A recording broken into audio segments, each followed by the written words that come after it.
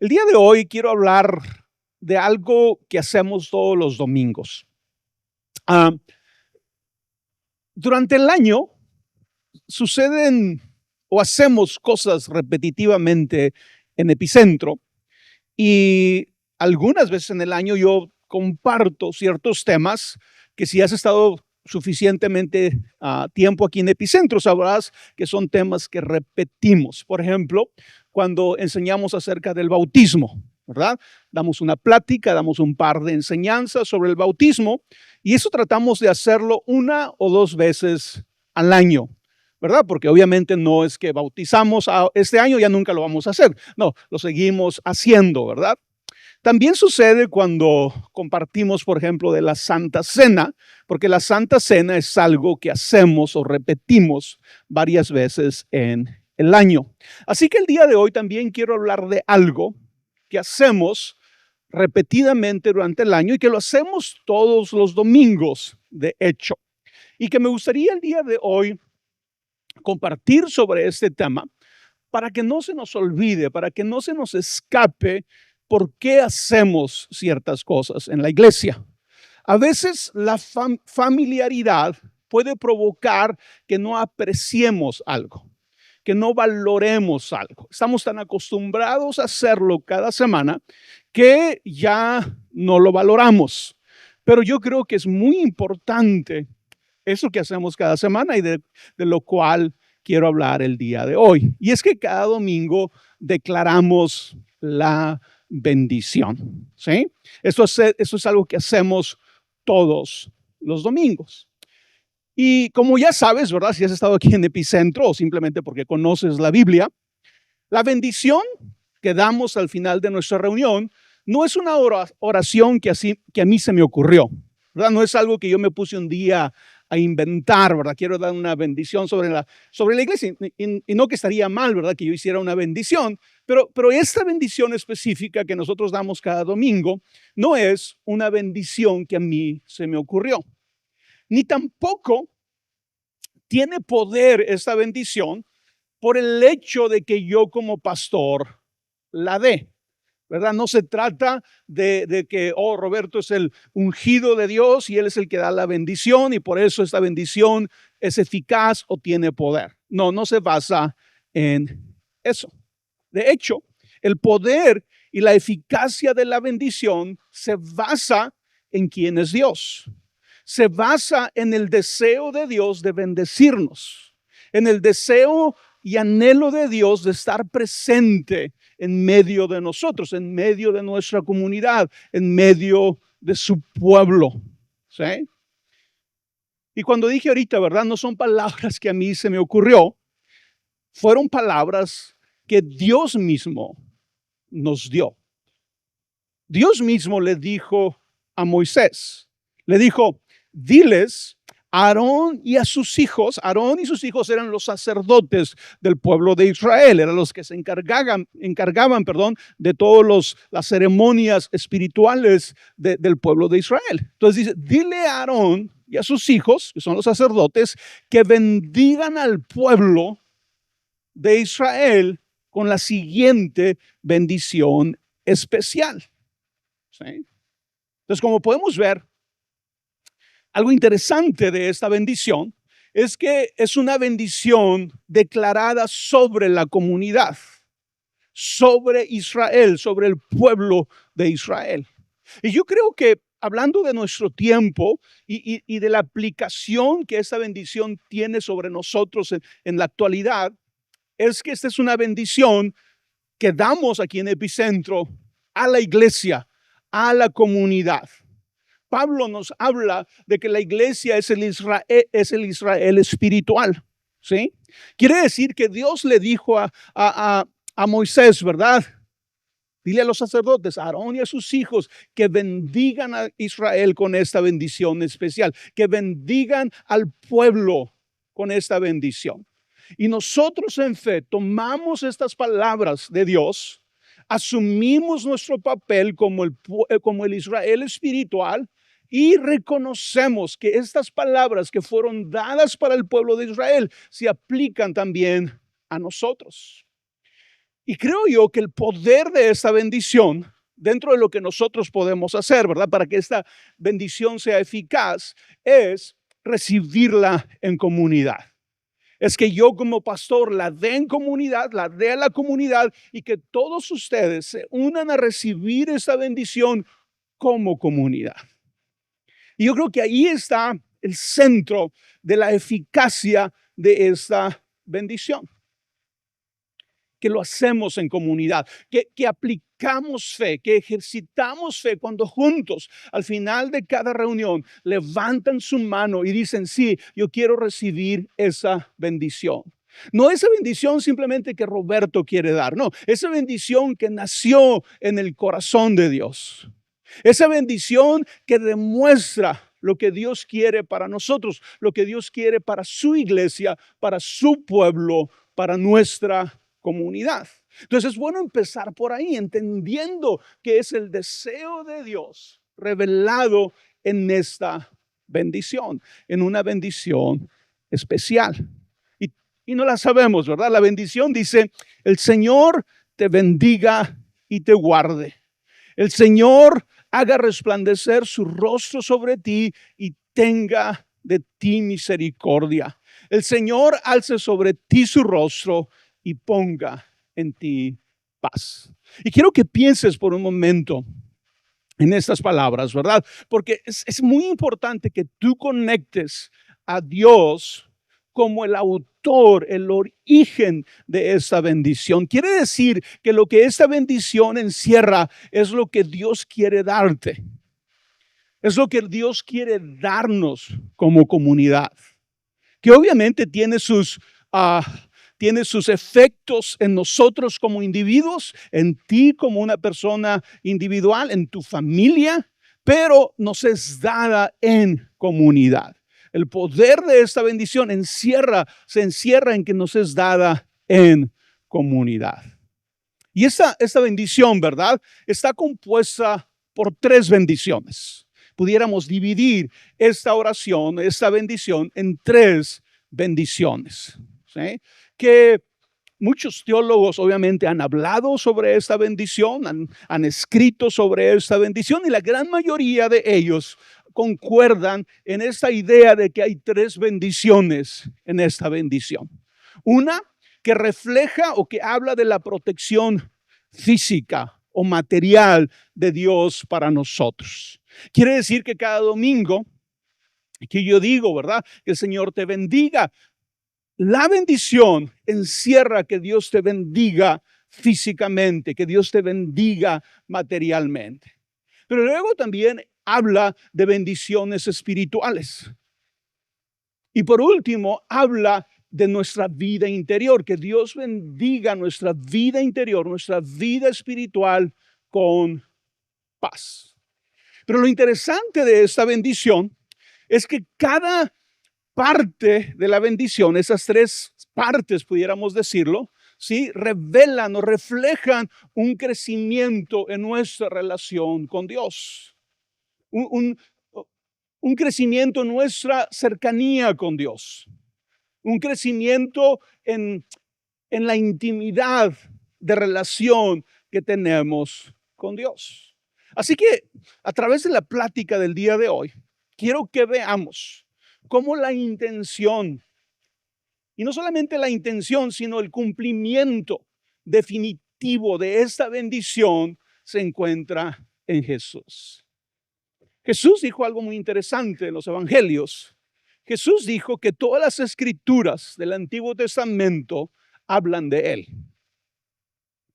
Que todas las escrituras, a veces tú y yo podemos leer pasajes en el Antiguo Testamento que nos quedamos, ¿verdad?, confundidos en ocasiones o son difíciles de entender.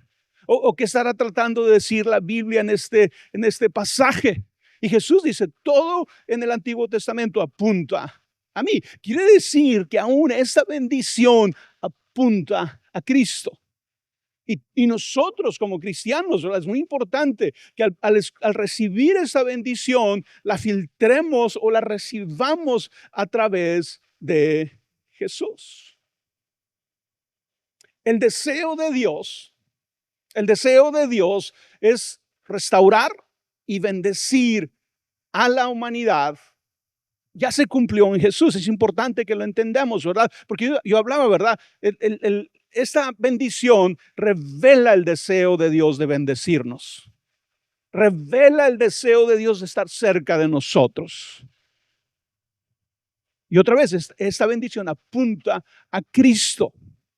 El deseo de Dios de restaurar y bendecir a la humanidad se cumplió en Jesús.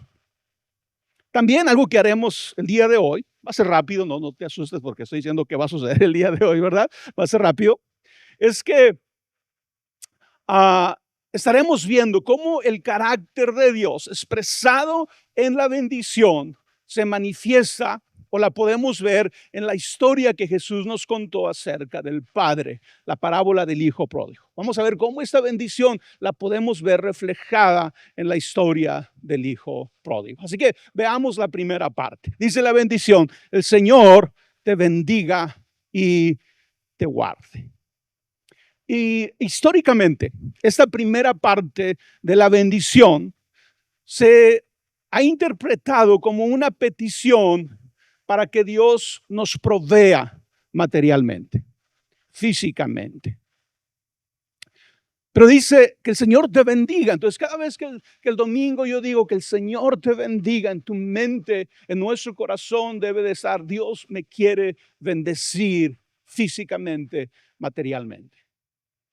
A Dios realmente le interesa que yo y mi familia estemos bien materialmente, físicamente. Y no debemos de menospreciar esa parte de la bendición. Debemos de creerla, debemos de recibirla, debemos de creer que a veces nosotros, ¿verdad? Nos hace falta fe, nos hace falta confianza en Dios para creer que Él nos quiere bendecir, que Él realmente está interesado en que nos vaya bien y nos vaya mejor. ¿No les pasa que a veces como que dudamos de si Dios realmente le interesa que nos vaya bien y nos vaya mejor materialmente o físicamente? ¿Sí? El hecho de que tú cada domingo recibas la bendición, el Señor te bendiga, debería ser una afirmación que afirme en ti este concepto, esta idea de que Dios realmente quiere bendecirte físicamente, materialmente. A Dios le interesa que te vaya bien, a Dios le interesa que te vaya mejor de lo que te está yendo en tus ingresos, físicamente, ¿verdad? En tu cuerpo, en todo, ¿verdad? Todo lo que encierra lo físico, lo material, Dios le interesa que te vaya bien, ¿sí? Pero también dice: y te guarde, que esto nos habla del deseo, ¿verdad? O de la petición que le hacemos a Dios de que Él preserve lo que ya hemos recibido. Entonces, Dios no solamente quiere bendecirte, pero Él quiere proteger y guardar lo que ya te dio, lo que Dios ya te ha dado, sea tu salud, sea tu familia, sea tu trabajo, sea tu ingreso. Dios quiere guardar, Dios quiere proteger eso que ya te dio. ¿Sí? Entonces, cuando decimos Dios te bendiga y te guarde, estamos hablando de Dios nos quiere bendecir, pero Dios también nos quiere proteger. Nos quiere proteger de todo aquello que pudiéramos perder, de todo aquello que pudiéramos, perder literalmente en nuestra vida. Entonces, Señor te bendiga y te guarde. Es como el primer escalón de la bendición y estamos hablando de cosas materiales. Que el Señor nos guarde también nos habla, ¿verdad?, de ser librados de accidentes, de ser librados de todo tipo de daños que pueden llegar a nuestra vida. Y qué importante es abrazar que ese es el corazón de Dios, ese es el deseo de Dios. Déjame te digo lo siguiente: Dios no solo dice que te quiere bendecir, ¿verdad? Porque esta palabra nos habla de que Dios nos quiere bendecir. Pero Dios no solo dice que te quiere bendecir. Dios no solo dice que te quiere bendecir. Dios nos bendijo en Jesús. Aquí es donde tú y yo debemos de entender, ¿verdad? Porque a veces podemos pensar: oye, Roberto, es que pues, son palabras nada más, ¿verdad? ¿Qué tanto puedo creer en esto que Dios está diciendo? Porque son palabras nada más. Pero recuerda que Dios no solamente habló, Dios lo hizo. ¿Sí? Dios no solamente te quiere bendecir, Él ha hecho todo en Cristo, todo lo que tú y yo necesitamos para ser bendecidos, para que esto fuera una realidad. En la historia del hijo pródigo, podemos ver, ¿verdad? Cuando se nos empieza a contar la historia, podemos ver a un padre generoso. Y obviamente Jesús, cuando está hablando en la historia del hijo pródigo, está hablando de Dios. El Padre es Dios, el Padre representa a Dios. Y lo primero que vemos ahí es que el Padre es un ser generoso, es un ser proveedor para sus hijos. ¿Sí? Este padre le proporcionaba a sus hijos todo lo que ellos necesitaban. No solo las bendiciones materiales, sino también la protección y el cuidado que sus hijos necesitaban. Y aquí está algo clave, hablando de la historia del hijo pródigo. Mientras los hijos vivieran en la casa del padre, podrían disfrutar de todo y ser protegidos por el padre. Pues, obviamente en la historia del hijo pródigo, ¿verdad? Se nos presentan por lo menos al hijo menor como un joven, no es un niño, es un joven. Pero podemos pensar que hasta ese momento, ¿verdad? Desde su niñez hasta ese momento que es joven, este muchacho, ¿verdad? Había recibido toda la provisión de parte de su padre y toda la protección de parte de su padre. El hecho de que el padre repartió la herencia antes de morir a sus hijos habla también otra vez de la generosidad del padre, de un padre proveedor. Porque pues la historia pudiera haber tomado otra línea, ¿verdad? Cuando los hijos vienen con el padre, le dicen, cuando el hijo viene con el padre y le dice, dame la parte de la herencia que me corresponde, el padre se podría haber negado. El padre pudiera haber dicho, no, estás loco. Pero en la historia, el padre no puede negar quién él es. Y él es un padre generoso, él es un padre proveedor que le da a sus hijos, reparte entre sus hijos la herencia. Ahora, aunque el hijo menor se aleja del padre y malgasta todo lo que recibió, la esencia de la bendición sigue estando presente. En otras palabras, que el hijo malgaste la herencia habla del hijo, no del padre. El padre era generoso. El padre los había proveído y los había guardado toda su vida. Aun cuando el hijo menor viene y pide la herencia, el padre en su naturaleza sigue bendiciéndolo. Y a los dos hijos, sigue siendo generoso, sigue proveyendo para ellos. Pero luego el hijo menor va y gasta lo que el padre le dio. Y malgasta, no solamente gasta, malgasta lo que el padre le dio. Algo que debemos de recordar por esto que acabo de decir, es entender que aún nosotros podemos malgastar lo que Dios nos dio. ¿Conoces a alguien? ¿Tú mismo sientes que en determinados momentos de tu vida has malgastado la bendición que Dios te dio? Sí, todos, ¿verdad? Yo creo que todos nosotros podemos decir, Roberto, ¿sabes qué? No usé bien mi tiempo. No usé bien mi salud. No usé bien mi dinero. No usé bien mi cuerpo. Tantas cosas pudiéramos decir. Pero el que nosotros hagamos mal uso de las bendiciones de Dios no niega o no puede negar que Dios es bueno. Que Dios nos da, que Dios nos bendice porque Él es bueno. Es verdad, debemos de abrazar esa realidad, porque a veces tú y yo pudiéramos pensar, ¿verdad? Vemos a alguien que está malgastando la bendición de Dios y nos preguntamos, ¿y por qué Dios lo bendijo? En primer punto, ¿verdad?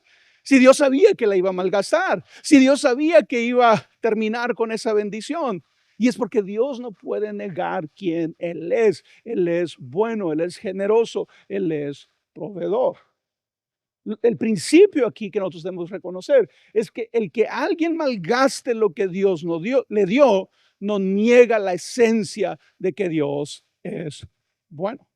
Ahora, ahorita les decía, ¿verdad? Son tres etapas o 3 escalones de la bendición. Está dividido en 3 partes. Y de acuerdo a la interpretación judía, las bendiciones materiales son el primer escalón o el primer nivel de las bendiciones que Dios quiere dar a nuestra vida.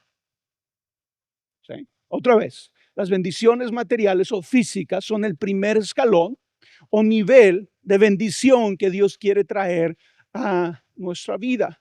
Por lo tanto, y eso es muy importante que lo entendamos, no son las más importantes. Son necesarias, pero no son las más importantes. Quiere decir que en nuestro sistema de valores, cuando pensamos en las bendiciones de Dios, obviamente tenemos que ser agradecidos, valorar, apreciar las bendiciones materiales y físicas que Dios trae a nuestra vida, pero entender que aunque Dios desea dárnoslas, entender que aunque son necesarias, no son las más importantes. Por eso están en el primer nivel, por eso están en el primer escalón. Número 2, dice la bendición: el Señor haga resplandecer su rostro sobre ti y tenga de ti misericordia. Y aquí la frase clave, ¿verdad?, es hacer resplandecer su rostro. Y en toda la Biblia, cuando tú lees el Antiguo Testamento y aún pasajes del Nuevo Testamento, hacer resplandecer su rostro, el rostro de Dios, se entiende como una referencia a la presencia de Dios.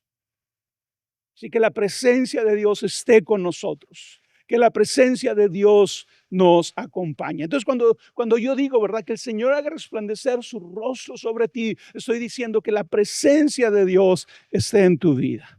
Que la presencia de Dios esté en tu casa, que la presencia de Dios esté en tu familia, que Él haga resplandecer su rostro sobre ti y tenga de ti misericordia. Es una referencia a la presencia de Dios. El rostro de Dios simboliza su atención y cuidado cercano. El otro día estábamos platicando con alguien, Pati y yo, y estábamos hablando de Elías, nuestro nieto. Y decíamos que cuando está con nosotros, literalmente no dejamos de verlo todo el día. Tal vez seamos un poco obsesivos en eso, ¿verdad? Pero si eres abuelo, sabes a lo que me refiero, ¿verdad? Estás viéndolo, estás teniendo cuidado que no se vaya a lastimar, que no se vaya a subir a donde no debe. Estás súper atento a lo que te quiera comunicar, ya sea con su mirada o porque todavía no hablan, ¿verdad? Pero lo estás viendo, tus ojos no se apartan de ellos. En otras palabras, tu rostro no se aparta de ellos. Entonces, cuando hablamos de que Dios haga resplandecer su rostro sobre nosotros, estamos hablando de ese tipo de cuidado, de ese tipo de atención que Dios quiere tener sobre nosotros. Porque otra vez, que no se nos olvide, Dios es el que nos dice: oren esto, que yo haga resplandecer mi rostro sobre ustedes. En otras palabras, ¿verdad?, Dios anhela y desea resplandecer su rostro sobre nosotros, pero tal vez nosotros, al escuchar esta bendición, tenemos que adoptar este mismo sentimiento de Dios y que ahora seamos nosotros los que anhelemos que el rostro de Dios resplandezca sobre nosotros, que su presencia que su presencia nos acompañe, que anhelemos que Dios, tener la atención de Dios, así como el ejemplo que ponía de nuestro nieto. En el jardín, si recuerdas la historia de Adán y Eva, los seres humanos perdimos el privilegio de ver el rostro de Dios. En el jardín, Adán y Eva podían ver a Dios, podían hablar con Dios. Dice la Biblia que en las tardes Dios bajaba y estaba la presencia de Dios con Adán y Eva. Pero después de la caída, Adán y Eva son expulsados del jardín y pierden el privilegio de ver el rostro de Dios. Pero ahí no termina la historia, porque en Jesús los seres humanos hemos recuperado la habilidad de ver el rostro de Dios. Todo en el Antiguo Testamento apunta a Cristo. Esta bendición apunta a Cristo. ¿Por qué podemos saber que el decir, verdad, que el Señor haga resplandecer su rostro sobre ti no es solamente unas palabras poéticas, sino una realidad? Es porque Cristo ya vino. Es porque Cristo ya estuvo entre nosotros. Es porque realmente pudimos ver el rostro de Dios en Jesús. Cuando a Jesús se le preguntó o se le dijo, ¿verdad? Muéstranos al Padre. Muéstranos al Padre y nos va a ser suficiente para creer. ¿Qué dijo Jesús? Tanto tiempo he estado contra ustedes, tanto tiempo he estado con ustedes y no me conocen.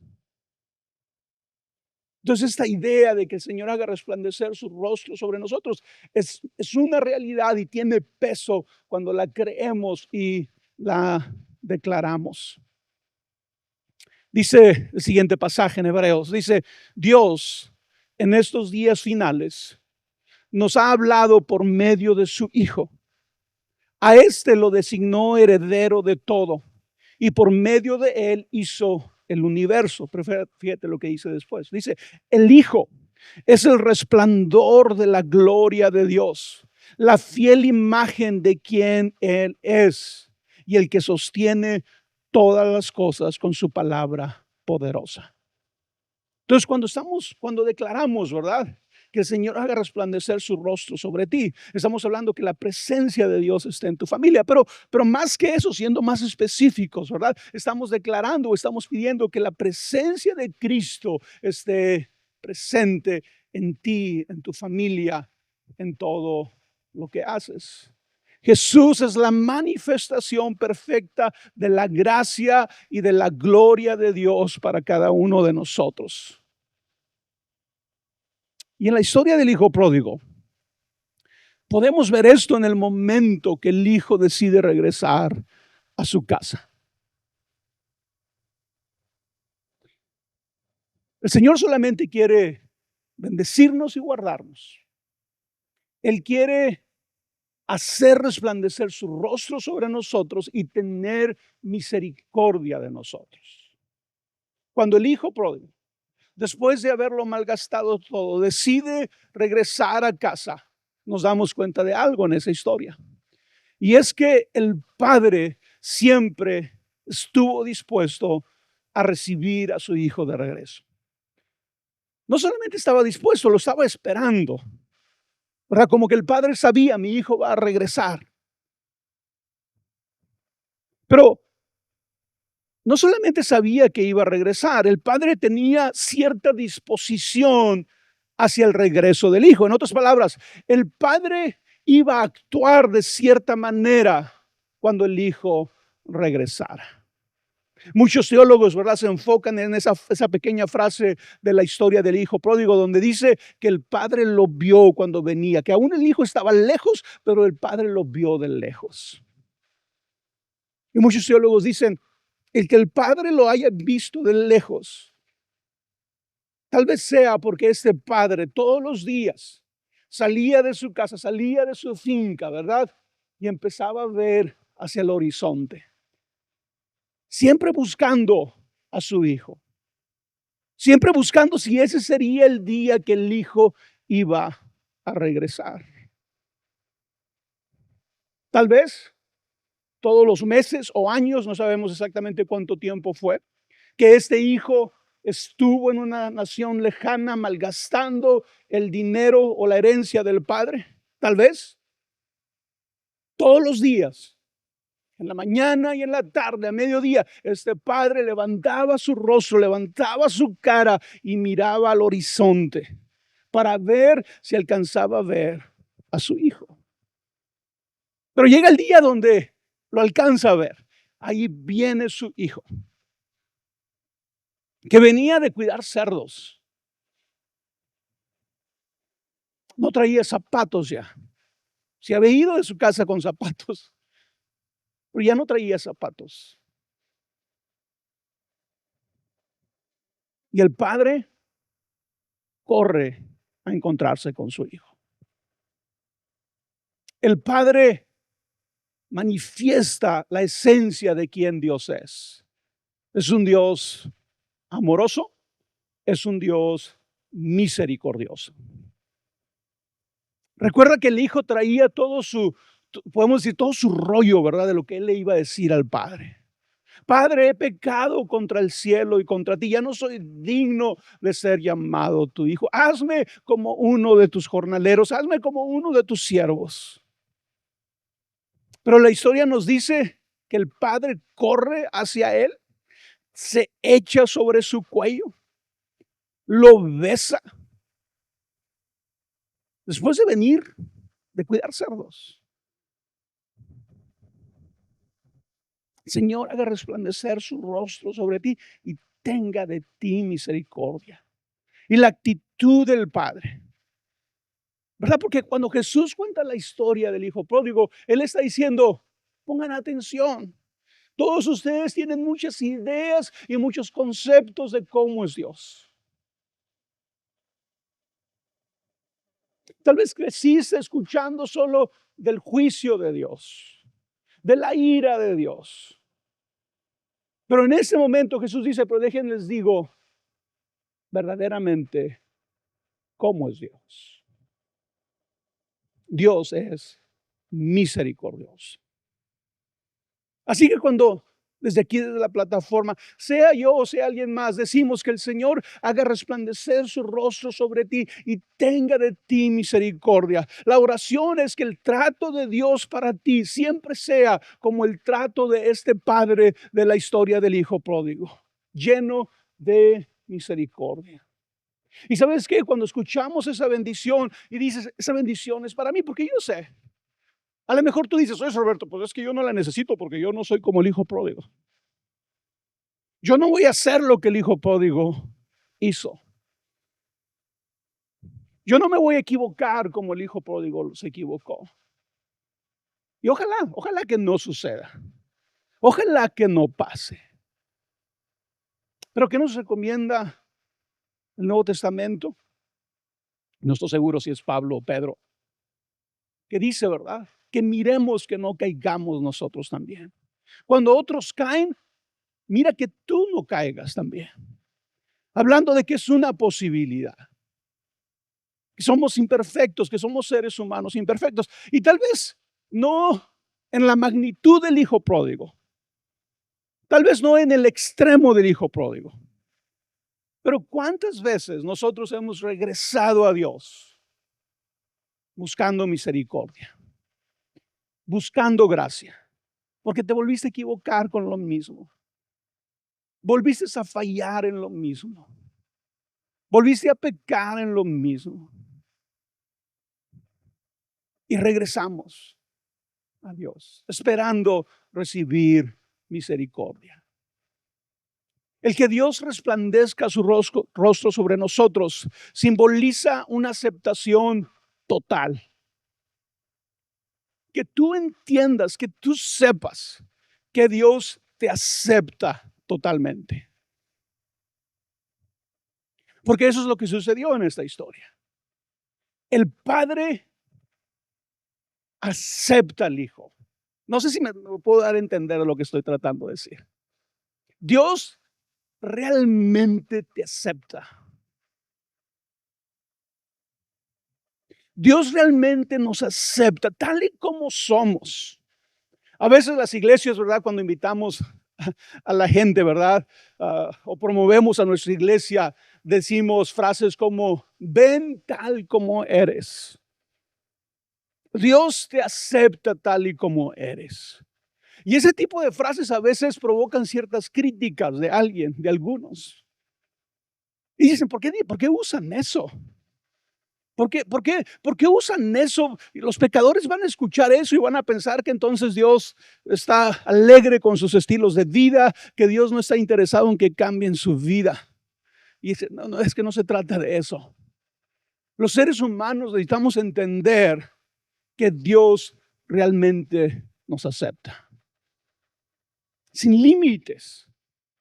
Sin nada. Imagínate al padre. Imagínate al hijo, mejor dicho, regresando a su casa. de cuidar cerdos, sucio, maloliente. Tal vez no había tenido un corte de pelo en meses, años, kilómetros caminando descalzo, en calles, ¿verdad?, donde los animales las usaban como baño. Él llega a su casa y la aceptación del padre es tal que el padre no le dice, ¿sabes qué? Vayan a bañarlo primero. Vayan a hacer esto primero. No, no, no. Corre a donde él está, se le echa al cuello, lo besa y lo abraza. A veces tú y yo declaramos o confesamos que Dios nos ama, que Dios nos acepta. Pero siento o sospecho que a veces no sabemos exactamente lo que estamos diciendo. Dios realmente te acepta. Tu pasado, tus errores, tu pecado no es una barrera para que Dios te acepte. Como no lo fue para el hijo pródigo. ¿Sabes qué es lo que falta en la historia del hijo pródigo? Si la lees bien, es que el padre nunca recrimina nada al hijo. Nada. ¿Sabes qué es lo que falta en la historia del hijo pródigo? Que el padre le empiece a decir al hijo, ¿sabes qué? Ahora déjame hablar contigo por todo lo que hiciste mal. No está en la historia. Porque la historia no se trata de eso. No quiere decir que el hijo no tenía que aprender y el hijo no tendría que cambiar su vida más adelante. Pero ese momento de la historia no se trata de eso. Ese momento se trata del amor del Padre, de la misericordia de Dios. Por eso la Biblia, ¿verdad?, cuando dice de los hijos que regresan a la casa del Padre, del pecador que se arrepiente. ¿Sabes cuál es el lenguaje que utiliza la Biblia? Dice que hay fiesta en el cielo. Ese momento no es un momento para recriminar. Ese momento no es un momento para ahora tienes que corregir todo esto. Es el momento de la fiesta, es el momento de la celebración. Como diría este padre, ¿por qué? Porque mi hijo que estaba muerto, hoy ha resucitado. Porque mi hijo, el que estaba perdido, hoy fue encontrado. Ahora, cuando pensamos en la bendición, ¿verdad? Porque estamos hablando de que estamos declarando eso sobre nosotros. Yo creo que es el corazón de Dios que tú y yo estemos totalmente confiados y seguros de cómo Él es. Él quiere hacer resplandecer su rostro sobre nosotros y Él quiere tener misericordia de nosotros. El padre, ¿verdad?, no intentó castigar al hijo, reprocharle algo al hijo por todos los errores que había cometido, no solamente errores, pecados que había cometido el hijo. No. Lo que está en el corazón del padre es restaurar a este hijo, restaurarlo a la familia. ¿Y qué empieza a hacer? Primero le da un anillo. Y en aquel tiempo era el anillo de la familia. ¿Cuál había sido la oración o el pensamiento del hijo? Dijo, voy a ir con mi papá y le voy a decir, hazme como uno de tus siervos. Pareciera que el papá sabía lo que estaba en la mente del hijo, ¿verdad? Porque cuando regresa, lo primero que hace es le da el anillo, diciéndole, no, tú no eres siervo, tú eres mi hijo. Le pone zapatos, le pone una nueva túnica, nueva ropa y hace una fiesta en su honor. Eso significa que Dios haga resplandecer su rostro sobre nosotros. Miren, ninguno de nosotros estamos exentos de equivocarnos. Ninguno de nosotros estamos exentos de pecar. Ninguno. Qué bueno sería que como comunidad, especialmente dijimos, esa es la bendición a la comunidad, a la iglesia, al Israel espiritual. Qué bueno sería que como el Padre cada uno de nosotros tuviéramos el mismo sentir. Cuando alguien se equivoca, cuando alguien falla, cuando alguien peca, que la oración de nuestro corazón fuera: Señor, haz resplandecer tu rostro sobre él y ten de él misericordia. O de ella misericordia. ¿Por qué? Porque el que el rostro de Dios resplandezca sobre nosotros es la única esperanza que tenemos. Que Dios tenga misericordia de nosotros es lo único, es la única esperanza que tenemos. Y si algún cambio va a llegar a nuestra vida, va a ser a través de la misericordia de Dios. Este es un reflejo directo, ¿verdad? Esta historia, lo que acabamos de ver, lo que acabo de decir, es un ejemplo o un reflejo directo de cómo Dios extiende su gracia y misericordia a aquellos que se arrepienten y regresan. Déjame te digo lo siguiente: Dios siempre está dispuesto a perdonarnos y a restaurar nuestra relación. Si un día fallas, si un día pecas, si un día te vas de casa, si un día malgastas todo, recuerda que la disposición de Dios es perdonarte. Ese es a donde se inclina el corazón de Dios, a perdonarte y a restaurar tu relación con Él. Esta bendición quiere decir que cada domingo que la escuchemos debe convertirse en un recordatorio constante para cada uno de nosotros, que a través de Cristo, tú y yo siempre tenemos acceso a la gracia de Dios, a la misericordia de Dios. Así que cuando me escuches decir, ¿verdad? El Señor haga resplandecer su rostro sobre ti, tenga de ti misericordia, que tu corazón se llene de alegría al saber: nada me puede separar del amor de Dios, nada me puede separar de la misericordia de Dios. Si en algún momento fallo, si en algún momento resbalo, si en algún momento caigo, puedo estar seguro que Dios quiere perdonarme, que Dios quiere restaurarme. Jesús es el rostro resplandeciente de Dios. Él es el que revela el amor incondicional de Dios, la misericordia de Dios. Y lo hace de una manera tangible, accesible para todos. Y cuando digo tangible me refiero a quien vimos aceptar a Cristo mientras Él estuvo aquí en la tierra. El mensaje de Cristo es tan claro que no se deja interpretaciones. Jesús dijo, ¿verdad?, que Él había venido a buscar lo que se había perdido. Que Él había venido a sanar a los enfermos. Porque los sanos no tienen necesidad de ser sanados, dijo Jesús. Jesús vino por nosotros. No hagamos partido con ideas, ¿verdad?, donde ponemos a Jesús de este lado en contra del pecador. Porque ese no es el lugar de Cristo.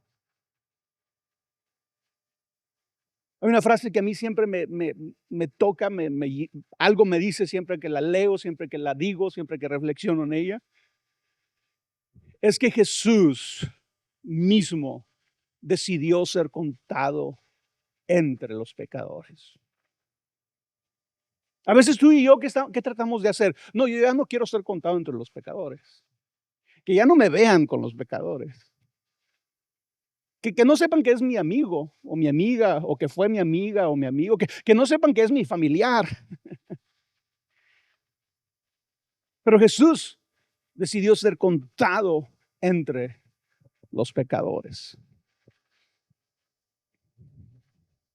Esta bendición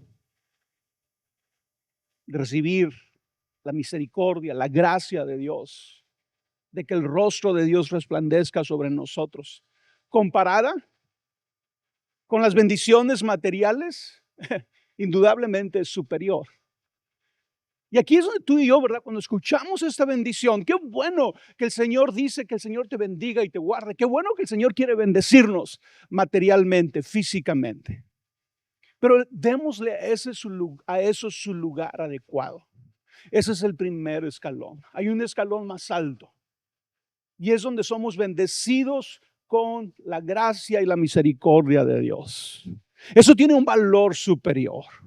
Alguien de nosotros pudiera decir, ¿sabes qué? Si el Señor nunca me diera las cosas materiales que yo necesito, pero me diera su gracia y me diera su misericordia, eso es suficiente.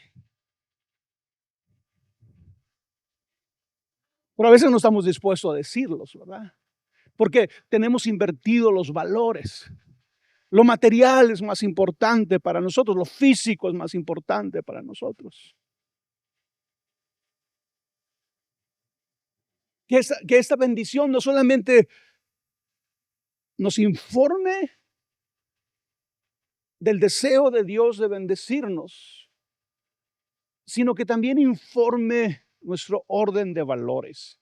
Que tú y yo empecemos a decir, sí, yo quiero la bendición de Dios material, sí, ¿verdad? No la voy a negar, sí la quiero. Pero lo que más quiero es su gracia, es su misericordia sobre mí. Y por último, la bendición dice, el Señor alce sobre ti su rostro y ponga en ti paz.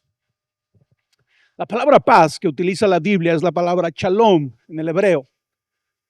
Y la palabra shalom, cuando hablamos de paz, no significa solamente la ausencia de conflicto o la ausencia de problemas o dificultades. Porque si tú y yo interpretáramos paz como ausencia de conflicto, como ausencia de problemas o dificultades, ¿verdad? Muchos de nosotros podríamos decir, no, pues no tengo paz, porque tengo este problema, porque tengo esta lucha, porque tengo esta dificultad. Pero es bueno entender que en el concepto judío, shalom no significa la ausencia de conflicto, ¿sí? Sino que nos habla de cómo nos sentimos y de cómo somos aún en medio del conflicto, en medio del problema, en medio de la enfermedad, en medio de las circunstancias.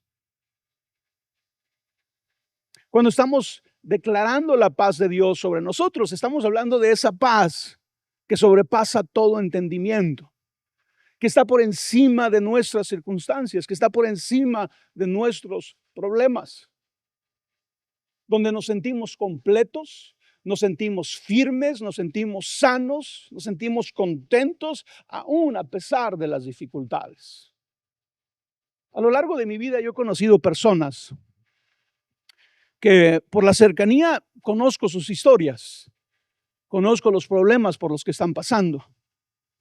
Pero muchas de estas personas han provocado en mí una gran admiración cuando veo la paz que tienen. Me pongo en sus zapatos y digo, híjole, yo no sé si yo estaría de pie si yo estuviera en el problema que ellos están. Yo no sé si yo estaría de pie si yo enfrentara lo que ellos están enfrentando. Pero indudablemente, la paz de Dios está en ellos. La paz de Dios está en sus corazones. Una paz que sobrepasa todo entendimiento. Tú conoces a esas personas también. Es importante, ¿verdad? Que cada domingo, cuando recibimos esta bendición, tú y yo pudiéramos entender, ¿verdad? Sea cual sea la circunstancia que a mí me toque enfrentar en la vida, yo tengo esa bendición de Dios, que Él va a hacer resplandecer, Él va a hacer alzar su rostro sobre mí y me va a dar paz. Cuando llegue la dificultad, me va a dar paz. Cuando llegue la enfermedad, me va a dar paz. Entiendo que es difícil verla antes de, ¿verdad? Pareciera como invitación, pero Roberto, no ores eso, ¿no? Porque parece una invitación, ¿verdad? Cuando llegue el problema, cuando llegue la enfermedad, Dios me va a dar paz. No lo digas, ¿verdad? Parece una invitación. No, no es una invitación. Y sé que es difícil verla antes de.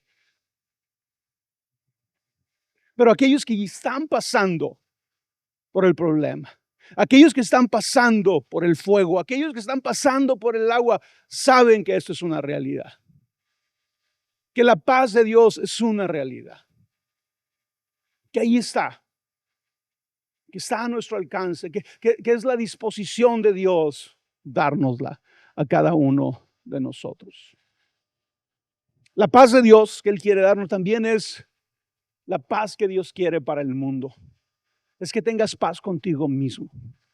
Es que tengas paz interior. Y como puedes ver, ¿verdad? Son diferentes niveles, diferentes escalones. El segundo escalón que vimos es la bendición de la gracia y la misericordia de Dios. Que eso debería de sanar muchas de las cosas que nos roba la paz interior. Imagínate a este hijo pródigo que hubiera llegado a la casa de su padre y el padre nunca hubiera tenido esta muestra exuberante de amor con él, de gracia con él, de misericordia con él. Que el padre hubiera sido frío, lejano, al dejarlo regresar a la casa. Si eso hubiera pasado, tal vez este muchacho iba a vivir el resto de su vida creyendo que no era lo suficientemente bueno, inseguro si Dios lo amaba, si el padre lo amaba, sintiéndose culpable tal vez todos los días por lo que había hecho, porque había malgastado la herencia. Pero el hecho de que el padre lo recibió de la manera que lo recibió sanó el interior de este muchacho, de este joven. No sabemos, ¿verdad?, el resto de la historia, pero podemos imaginarnos a un joven que regresa a la casa de su padre y realmente entiende que es hijo, que no necesita ser siervo, que es hijo, que tiene una relación cercana con el padre, que tiene el amor del padre. Y tal vez ya por el resto de su vida no batalló con culpabilidad,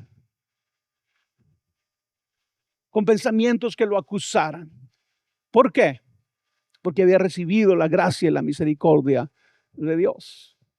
Entonces, cuando oramos, ¿verdad?, que Dios nos dé de su paz, estamos hablando, ¿verdad?, también que Dios nos dé paz con nosotros mismos. Que nosotros mismos nos perdonemos a nosotros mismos por nuestras fallas, por nuestros errores. Dios ya te perdonó. Tal vez el siguiente paso es que tú te perdones. Ese puede ser el segundo. Y a veces rehusamos hacerlo. Es importante entender que tú y yo podemos hablar de este tipo de paz que parece demasiado buena. Roberto, ¿cómo te atreves a hablar de esa paz, verdad? Si ni sabes lo que he hecho, ni sabes mis errores, ni sabes mis pecados. Tal vez si te los platicaran, ya te retractarías un poco de que Dios me quiere dar su paz. La razón por la que podemos hablar así de la paz es porque la paz es una de las cosas que Cristo ganó por nosotros o para nosotros en la cruz del Calvario. No se trata de nosotros, se trata de lo que Él hizo por nosotros. Déjate digo lo siguiente, la paz es un don supremo. Es considerada como la culminación y el sello de todas las bendiciones. ¿Alguna vez te ha faltado la paz? A mí sí. Y ustedes saben, ¿no? Hace un par de años ya platico de eso ya un par de años ya, donde no tenía paz. Estaba teniendo ataques de ansiedad. Mis pensamientos corrían a kilómetros y kilómetros o millas por hora. No podía ni compartir, no sé si se acuerdan. Empezaba a compartir y a los 10 minutos tenía que parar porque no podía. Y créeme que en esos momentos, cuando no tienes paz, te das cuenta que lo más importante, que lo que más anhelas, que lo que más deseas es paz. Las cosas materiales pierden su valor en cierto sentido. Lo que quieres es paz. ¿Por qué? Porque la paz es un don supremo. Es considerada como la culminación y el sello de todas las bendiciones. Tal vez no lo sepamos, pero lo que tú y yo realmente anhelamos, más que las cosas materiales, más que éxitos o logros, lo que tú y yo anhelamos es paz en nuestro interior. Paz para con Dios, paz con los demás, paz con nosotros mismos, paz en nuestro ser interior. Y déjame terminar. En la historia, ¿verdad?, del hijo pródigo, esta paz se ve claramente en el momento de la reconciliación del padre con su hijo. Ese momento exacto, ¿verdad?, de reconciliación. Es el momento en el que el hijo es llenado de paz. El hijo, dijimos ahorita, esperaba ser tratado como un siervo, pero el padre lo restaura como hijo. Le devuelve su lugar en la familia. El padre realmente quiere que su hijo tenga paz. No solamente su hijo que acaba de regresar, el hijo menor, también el hijo mayor que está enojado, que está haciendo un berrinche porque su padre es misericordioso. Él quiere que también su hijo mayor tenga paz. De hecho, lo invita, ¿verdad?, a que entre a la fiesta. Dios quiere que la familia entera, el Padre quiere que la familia entera tenga paz. Dios quiere llenarnos a nosotros de su paz. Aun cuando no lo entendemos, aun cuando nuestras actitudes no son las correctas, Dios insiste en darte paz. Aquí está el hijo mayor, ¿verdad?, recriminándole al padre, enojado porque el padre es misericordioso con su hijo menor. Pero le invita a que sea partícipe de la paz. Porque su hijo estaba muerto, pero ahora está vivo, se había perdido y ahora había sido encontrado. Dios quiere darnos su paz.